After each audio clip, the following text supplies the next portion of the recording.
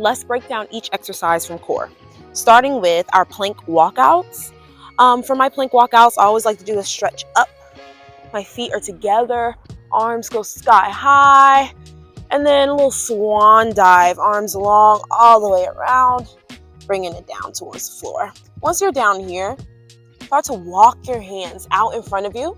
Notice I'm taking my time. That is on purpose, not just because I am showing you. Hold. So you end up finding a nice high plank, and then you'll lift your hips, walk yourself back in. I'm keeping my legs straight on this one, soft bend in the knees. I like to stand myself up, arms come back up. Now, switching it up just a little bit, still coming out the same. Finding a nice plank hold. You always want to hold it for about 3, 5, however long. And then you can bend your knees, start to walk your body backward, shift the body weight back. You end up here, you come right back up. Okay, one more time. We're going all the way down, walk it out, and high plank hold. So you're in a high plank hold. I still have my legs together. You can separate them out about hip width. That's more supportive, most supportive. Your legs are nice and wide. This gives you a wider foundation of support. Your wrists are in line with your shoulders, soft bend in the elbows, pushing yourself away from the floor, and you have a plank hold. Now, your options here also include coming down to your knees. So if you're down on your knees, same deal here. Push the hips forward so that you're not in a quadruped position right here where everything's in line. You want to be on that slight diagonal. Push the hips forward. Pelvic bone tilts upward towards your rib cage. Nice, strong, modified high plank. Okay, so you're going to hold a high plank for, honestly, however long you can. I always like to say 10 seconds is a really good starting point, and then you build on top of that. Planks are difficult. Be kind to yourself. Okay, once you're out of your plank hold, extended plank. You start to walk your hands out in front of you. I like to do 2 steps per hand, and then walking it back in. Woo! Okay, the key to the extensions is to not overextend yourself. So, just to show again, you're in your plank. You're just walking the plank.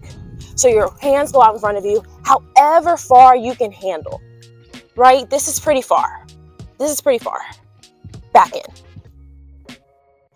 You are more than welcome to walk out once and come back in, right? You want your hips and the butt to remain in the same place the entire time, instead of the hips and the butt going up and down, up and down. And I'll show you that for good measure. So instead of this,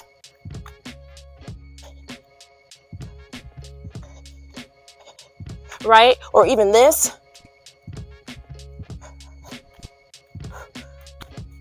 you want everything nice and stable. Notice how the rest of my body barely moves. Okay. Hi, Miss Gapes. Of course, there's also the option to do this from your knees as well. So you're down in your nice modified plank. Walk the hands out in front of you. I recommend starting here if this is a foreign concept to you, so you're nice and grounded. To amplify the knees, lift the heels.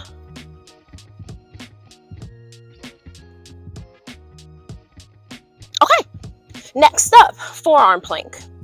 I like to transition seamlessly into my forearm plank from my high plank. So if you're here in your nice high plank, you just did your extension. Oh my God, you're dying. Oh my goodness. Hi, Grapes. No.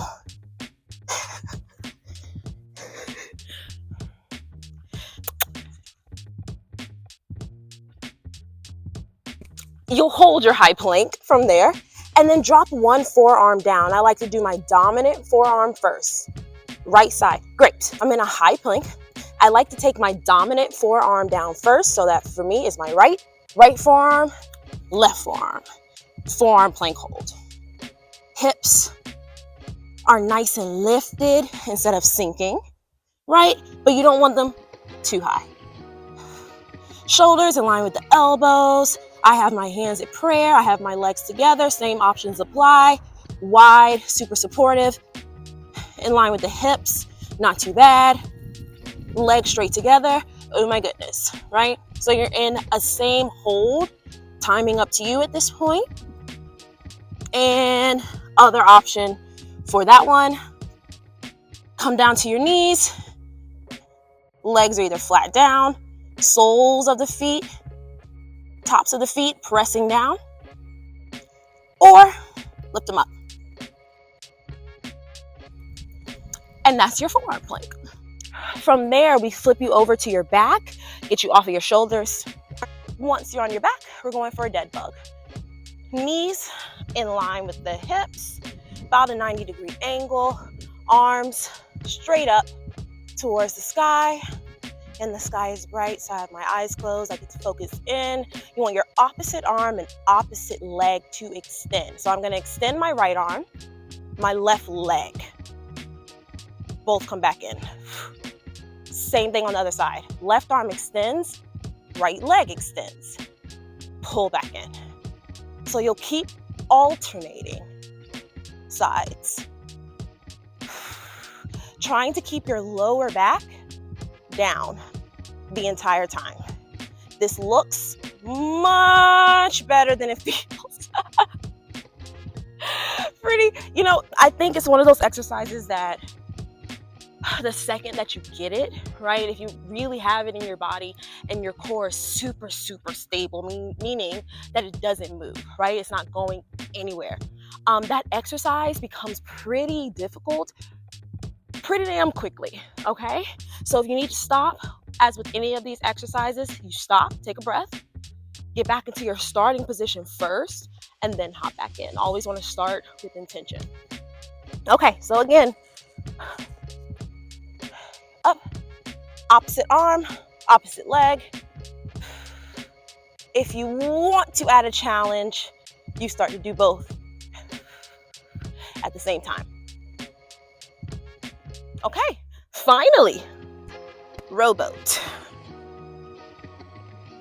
For rowboat, you take a seat on your butt, feet flat to start, especially if you are a beginner.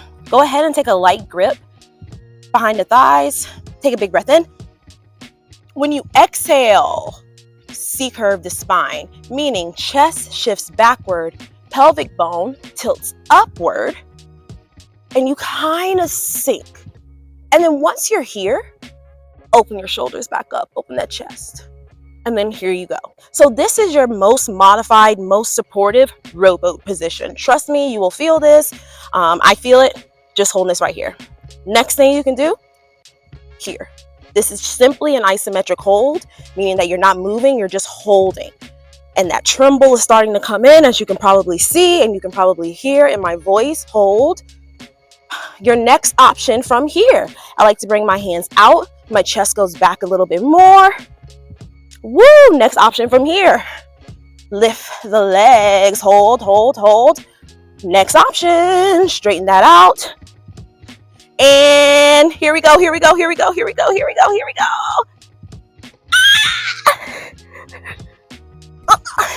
A little funny challenge for myself there at the end.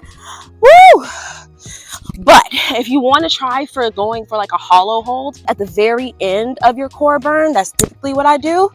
So you'll let yourself fall back down the way I just did, but just do it a little bit more graceful. So you're ending up back down on the floor. Extend the legs, arms extend back behind you, and you hold. How low can you get the legs? Freeze. Lower back down. Woo! 10, 9, 8, 7, 6, 5, 4, 3, 2. Pull it in. And come on up to seated. That's core stability. Not too bad, right? The program will take you all the way through it. Of course, there are reps and times in that program that I did not hold myself to here. I just want to teach it, take you through it. Maybe one day I'll do the whole thing with y'all here. I don't know. All right. Thank you so much for working out with me. Make sure you subscribe if you like me. I'll see you next time.